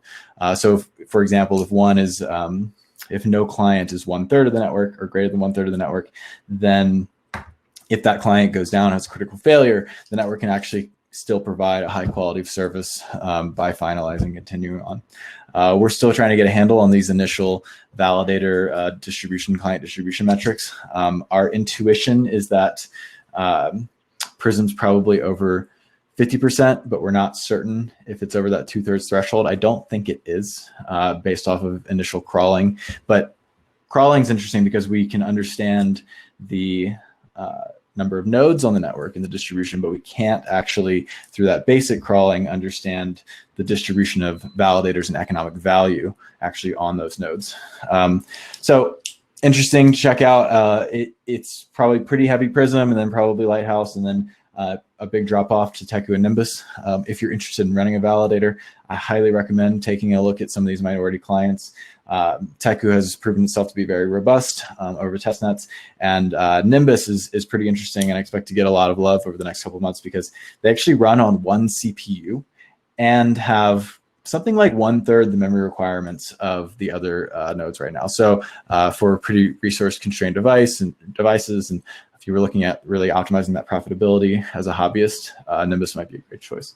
So check it out. Multi-client makes it hard, but it also makes it fun.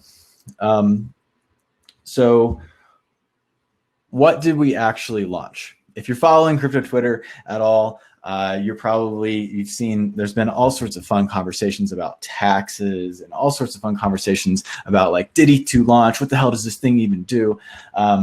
And those are all like, they're interesting conversations. If you like stop paying attention to the context of this whole thing and just look at this like minute event. So I'm going to give the context about what we launched and really what we plan on doing over the next couple of years. The Beacon Chain. The Beacon Chain launched. What the hell is the Beacon Chain? It's not the end manifestation of what we call E2 or what we call Serenity. It is the bootstrapping of a proof of stake consensus mechanism secured by Ether. And it's a sophisticated proof of stake consensus mechanism, meaning not only is it a proof of stake consensus mechanism, but it has some special properties that allow it to be quite sophisticated and to meet the needs of the Ethereum kind of upgrade roadmap over the next few years. First and foremost, it's highly decentralized in the sense that you can participate with this thing with just 32 Ether. That's, I don't know how much that is worth. It depends on the day. Something like $15,000. Used to be worth less, used to be worth more. But you can participate with as little as that amount. You can participate with many multiples of that amount. But you can also do so, especially at low numbers of validators, you can participate with consumer hardware. And so we don't see, especially now, we don't see like just a few highly sophisticated entities running on like incredibly powerful hardware and internet setups. We're seeing it's like a boon to the hobbyist community. There's a ton of people staking at home on old laptops, old servers, minimal cloud instances. I know Preston from Prismatic Labs is running his setup on a Raspberry Pi. So first and foremost, this mechanism that has been painstakingly been designed to be to allow for hobbyists and allow for decentralization. It also has been designed to support hundreds of thousands of consensus entities. When I say consensus entity, I mean in the actual consensus protocol, there's these like units of things called validators. In terms of actual nodes and in terms of actual users, I might run many of those consensus. But because so many of these consensus entities and can handle them efficiently in the protocol, we are setting up the stage to be able to do very scalable things with this consensus protocol. namely using these entities to do random sampling across sharded data. I'll get into that a little bit more. But anyway, it's a highly sophisticated consensus mechanism. That is what we launched. What does it do today? If you read crypto Twitter, people are probably like, but it doesn't do anything. And you're like, that's kind of the point. It doesn't do anything, except that it comes to consensus. It's a consensus mechanism. We're bootstrapping a consensus mechanism. It comes to consensus. It comes to consensus on itself. And when I say that's kind of the point is Ethereum is a tens of billion-dollar ecosystem with a ton of economic activity on it. And so to prudently upgrade the guts of it, the consensus mechanism, what we're doing is we're not touching Ethereum today. We're not touching what is in production and live. We're bootstrapping something in parallel. And so it is by design that it doesn't do anything. And it is by design that currently it doesn't affect users. Because it would be crazy to hot swap proof of work for a proof of stake mechanism just like that without vetting it in production with real economic value. And so what is happening right now is this proof of stake consensus mechanism is bootstrapped in production, securing itself with no less than $500 million right now. In my expectation, probably many multiples of that over the next couple of years, where we can monitor, upgrade, and make sure this thing is ready to be Ethereum's new home. Because that's the end goal, is that what is Ethereum today lives and is controlled by this new consensus mechanism, the beacon chain, in the future. So one of the analogies I've kind of been working with recently is what we're doing. Okay, Ethereum today is a high-powered rocket, and we're all on this fucking ride, blasting into space, and it's powered by proof of work, and it works. And people can breathe in there, and people are like interacting in zero gravity in this rocket. But it's not really a sustainable place, and it's not really a scalable place to like be in the end run. So what we're doing while this rocket is getting into the out of the atmosphere is we're architecting a scalable, sophisticated space habitat, a sustainable place for this rocket to dock, and for what is Ethereum to exist in the long run. And so I have this cool visual on my slides of some like 80s space habitat graphics, which I'm really into. But we're building the space habitat that's sustainable. Ethereum's a rocket. It's still blasting up in space, but it's going to ultimately dock at the space habitat that we're building called ETH2, this consensus mechanism, the beacon chain, at which point things are unified and sustainable. Still working on the analogy. So we build a consensus mechanism. It's in production. But what do we want to actually come to consensus on? Right now, it comes to consensus on itself, which is exciting because, as I said, it's a very sophisticated consensus mechanism. But ultimately, we want to come to consensus on other things, valuable things to users. And the two main things that we want to come to consensus on are Ethereum. So Ethereum today, what is often called like the 1x chain, where all the state and execution and transactions happen. We want to come to consensus on that. So one of the major upgrades that we're looking to do in the next 12 to 18 months is to hot swap the consensus mechanism of existing Ethereum for that of the beacon chain, so that proof of work can be deprecated once and for all. And the beacon chain, the consensus mechanism we've been bootstrapping, is now kind of in control of everything. Additionally, we want to come to consensus on shards. And first and foremost, shards that are just data, layer one data. We want to come to consensus on a ton of layer one data. And one of the properties of the beacon chain is that it can serve hundreds of thousands of these consensus entities, which then we can then do random sampling to come to consensus on all this different sharded data. And one of the things that we want to do with this sharded data is to service the burgeoning rollup ecosystem for massive scalability through these layer two mechanisms. But layer one data is probably pretty exciting for other use cases, and I'm excited to see what you guys do with it. So those are the two big things we want to come to consensus on. We have a consensus mechanism. We're going to get it stable. It's looking pretty stable, looking good. We're going to kind of tinker with it and get it into like a very secure and robust place. And we're going to come to consensus on some cool shit. Other upgrades that we expect along the way is Light client support. This is actually a pretty simple upgrade to the current beacon chain to make sure that light clients can be served as first-class citizens. There's a little bit of account and reward reform that make things a little bit more efficient, and some minor tweaks to the way things are rewarded. There's some optimizations of processing in edge cases that we can make minor adjustments to the spec to handle. For example, when there are empty epochs, and if there were, say, 100 empty epochs, that might be a lot of load on your machine right now. So there are actually some like little consensus tricks that we can get in there and expect to over the next year to work on that.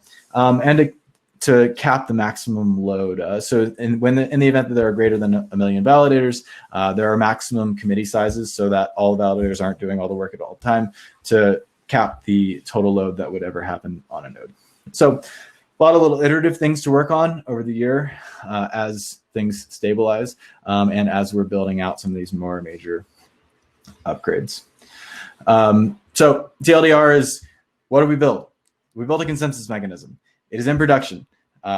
We're trying to vet it in production. We're trying to iterate and upgrade it in production, and ultimately use that consensus mechanism to come to consensus on things that are valuable for Ethereum, namely the current Ethereum chain and sharded data.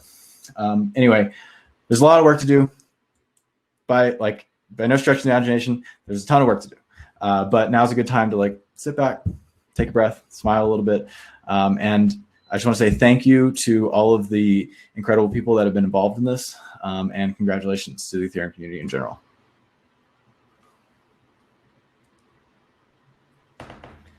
Thank you so much, Danny. What a tremendous achievement for the Ethereum ecosystem. Really, congratulations. Thank you. Much appreciated. We have some questions for you in our Q&A. First question is, how did you come to leading the most important project affecting Ethereum? Honestly, I started working at the Ethereum Foundation on just doing some testing and little things here and there. And I started taking on more responsibility when I realized that way too many people went directly to Vitalik for everything. And I realized that I could often answer the questions instead of Vitalik, and I could make sure he had more time to work on the really, really hard problems. And it kind of snowballed from there. I'm technical enough. I do some research, I do some development, I do some spec writing, but I also really like communicating with people. So just it worked out. And honestly, I do have somewhat of this leading role, but I'm very confident that tomorrow I could disappear. I'm not really planning on it, but this thing, there's dozens of teams working on this thing and hundreds of individuals that would take the charge. So awesome. Thank you so much. Another question. Are we seeing validators being run at home or on premise, or primarily in the cloud? I'd like to do a crawl. Johnny Ray did a crawl of some test nets a while ago, and you can actually often correlate IPs with cloud providers, and then you assume if they're not a cloud provider, they're likely at home. So it'd be really interesting to get that. I do know, so the ETH Staker, there's an ETH Staker hobbyist community. It's incredibly active. There's hundreds of people in there active all the time, and most of them are actually running on home setups. There's a pretty strong ethos of getting off the cloud. But I don't really have a good feel on the mainnet distribution, so we'll see. I do think there's there's probably easily over 1,000 nodes on the network right now, and there's probably easily over 300 that are at home. But I don't have a good estimate beyond that, knowing that there's probably at least more than that. Awesome. Last question. From what I understand, transfers have been disabled. When can we expect transfers on the Beacon chain? Right.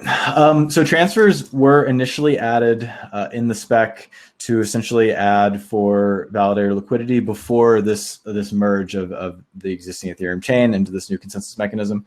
They were taken out primarily due because there was a bug found when, honestly, this is well over a year ago, but we're launching soon. We just found a bug in this mechanism. It's not critical. Let's take it out. So it was taken out because of that. It could be added back in, but I think does represent a reasonable amount of complexity to be added to the Beacon chain. Whereas if we're going to do a merge in about 12 months, then at that point, validators have liquidity through the mechanism of just kind of natively going back into normal user accounts. So it's kind of a balance between timing and complexity there. So I don't have a good feel. I think that at the start of the year, we're going to kind of be assessing all of these small upgrades, transfers maybe being one of them, and the larger ones, and get a feel for priorities and stuff moving forward. Awesome. Thank you so much for your time, Danny. I know it's been a hard week. It's an absolute pleasure to have you speaking with us today. Thank you so much. I appreciate it. Take care, guys. Thanks. Take care.